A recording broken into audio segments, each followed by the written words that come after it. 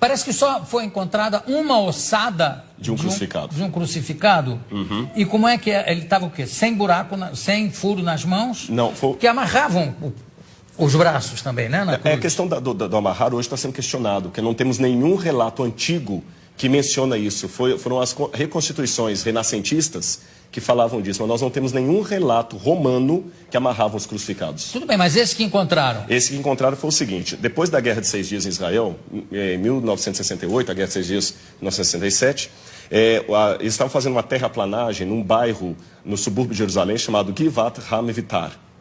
E os tratores bateram em ossários, ou caixões de pedra. Sim.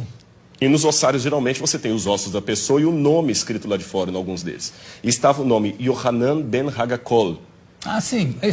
Aliás, essa descoberta já... Não, a descoberta já tem algum tempo. Tem. Foi na década de 60, né? 68. Então, quando eles pegaram, eles abriram o ossário e perceberam que havia algumas coisas curiosas. O fêmur estava quebrado e no calcanhar havia um cravo romano fixado ali. Foi o único que encontraram. Então, a partir daquela ossada ali, eles fizeram um levantamento legístico de como seria a posição de um crucificado na cruz. E é bem diferente do que a gente imagina claro, das reconstruções medievais. E o sofrimento de Cristo ficou de uma maneira muito mais dantesca, a visão arqueológica, e eu até diria legística, porque foram médicos de medicina forense que fizeram reconstituição da causa morte. E o negócio de cravo na mão não tem? Não, porque o osso dele estava muito fragmentado. Mas, então não tinha, os ossos da mão não estavam todos inteiros. Pelas profecias, certamente não é uma ossada de Jesus. Ah, não, com certeza não. Porque, inclusive, se eu não me engano, tem uma das profecias que diz: nenhum dos seus ossos será quebrado. E não conhecerá a corrupção. E nós temos evidências. Eu sei que muitos historiadores hoje negam a ressurreição de Jesus, pensam que é uma teologia, mas eu digo, com base histórica, a ressurreição de Jesus aconteceu e nós temos muitos elementos históricos para afirmar isso, a despeito do questionamento de muitos historiadores. Mas sobre a ressurreição? Sobre a ressurreição. Mas qual é o dado histórico que pode haver sobre a ressurreição? Claro que é uma questão de fé, para mim é uma questão de fé. A própria forma como os relatos evangélicos estão não demanda uma propaganda. Porque o que é uma propaganda? Uma propaganda, às vezes, você mascara, enfeita uma coisa para vender um produto. Aqueles discípulos estavam, em primeiro lugar, sofrendo perseguição e abuso por causa daquilo. A ressurreição era uma única doutrina da antiguidade que ninguém aceitava. Eles aceitavam a história de Platão, que a sua alma ia para o éon, podia aceitar a história de Pitágoras, que você transmigrava a alma de um corpo para o outro, ou então ficar com os epicureus, que morreu, acabou. Mas ressurreição... A reencarnação é exatamente a transmigração de almas, está ali perto. Exatamente, alguns judeus aceitavam a reencarnação.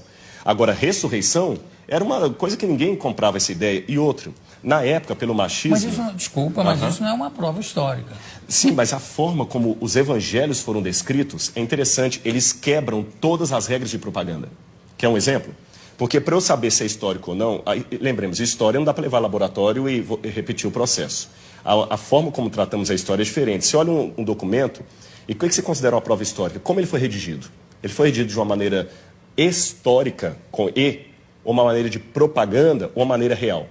E os evangelhos, por exemplo, eles mostram que a primeira testemunha de Jesus ressuscitado foi Maria Madalena, que era mulher. O testemunho de uma mulher não era válido.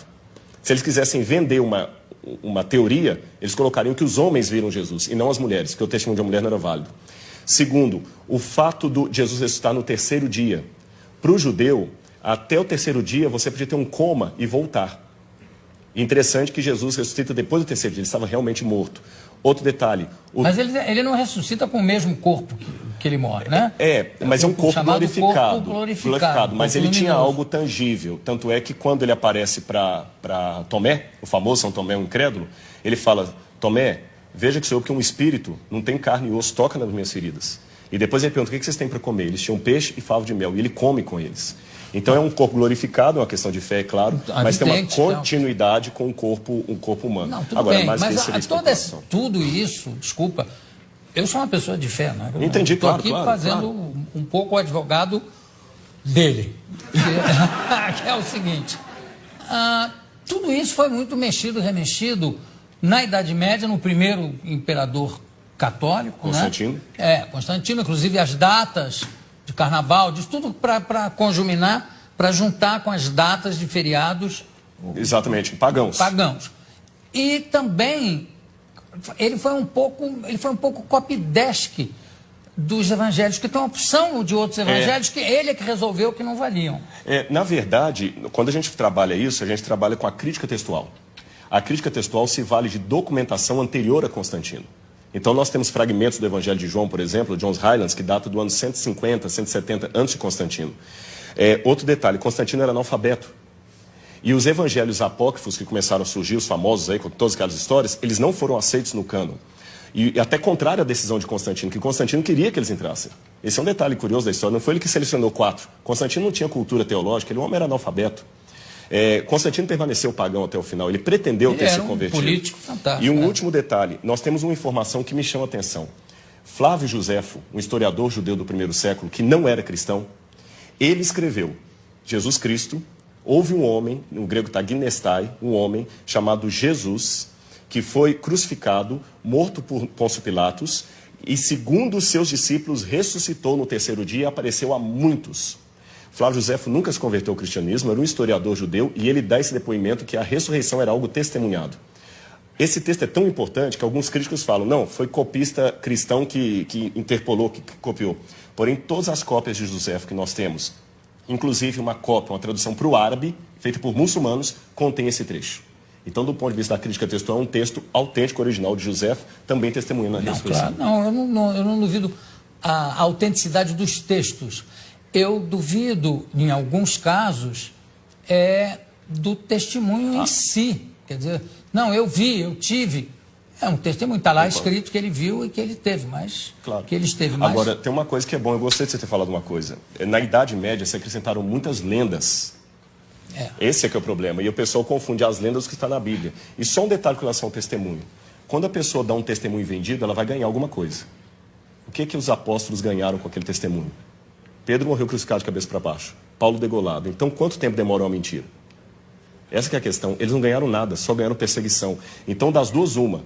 Ou aquele pessoa era muito doido, ou ficaram tão extasiados com aquilo que preferiram morrer a negar o depoimento que eles estavam. Se fosse uma mentira, eles tinham pulado fora. Ninguém ia ficar com Cristo até o final. O único que traiu foi Judas. Os outros ficaram, e até hoje a história está aí, e nem a modernidade conseguiu matar essa brilhante história da ressurreição de Jesus.